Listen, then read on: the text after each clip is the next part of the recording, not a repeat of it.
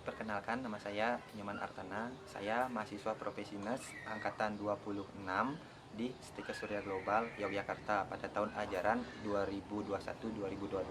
Pada kesempatan kali ini saya diberi tugas untuk mengedukasi terkait anemia.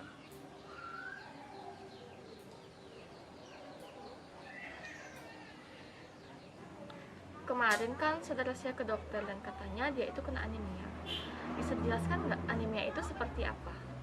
Jadi anemia itu adalah keadaan saat jumlah sel darah merah atau jumlah hemoglobin yang fungsinya protein pembawa oksigen di dalam sel darah merah berada di bawah normal. Oh, seperti itu. Anemia itu ada jenisnya tidak ya? Dan apa sih penyebab anemia itu?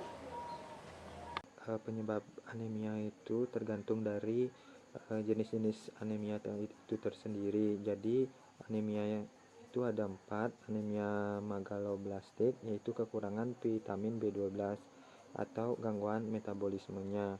Kemudian yang kedua itu anemia aplastik, yaitu penyebabnya sumsum tulang belakang tidak sanggup lagi membentuk sel-sel darah. Yang ketiga itu anemia sel sabit, yaitu biasanya keturunan orang tua.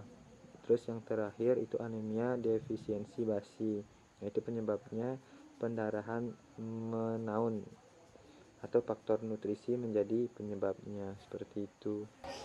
Lalu bagaimana gejalanya? Nah, untuk gejala secara umumnya itu ada beberapa. Yang pertama itu HB mengalami penurunan, biasanya kurang dari 10 gram per dl. Terus berat badan menurun, takikardi, kemudian tekanan darah juga menurun, terus ekstremitas dingin, kulit nampak pucat seperti itu. Terus kemudian akan mengalami mudah lelah, terus pusing, sakit kepala, dan kunang-kunang. Jadi bagaimana sih cara perawat mendiagnosa bahwa itu anemia dan bagaimana cara perawatannya? Nah, untuk itu biasanya melakukan pengkajian secara subjektif maupun objektif. Itu merupakan mencari gejala secara umum pada anemia seperti itu. Terus kita juga mengacu kepada data penunjang seperti laboratorium, CT scan, dan lain sebagainya seperti itu. Adapun pemeriksaan diagnostiknya itu jumlah pemeriksaan darah lengkap di bawah normal. Kemudian penitin dan kadar besi serum rendah pada anemia defisiensi besi. Kadar B12 serum rendah pada anemia perniciosa. Tes COM direct positif menandakan anemia hemolitik autoimun. Hemoglobin elektroforesis mengidentifikasi tipe hemoglobin abnormal pada penyakit sel sabit. Dan yang terakhir itu tes Killing digunakan untuk mendiagnosa defisiensi vitamin B12.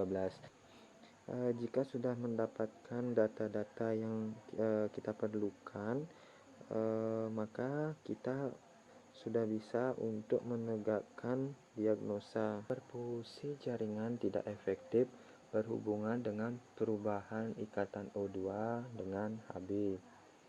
Penurunan konsentrasi Hb dalam darah, yaitu monitor adanya daerah tertentu yang hanya peka terhadap panas atau dingin.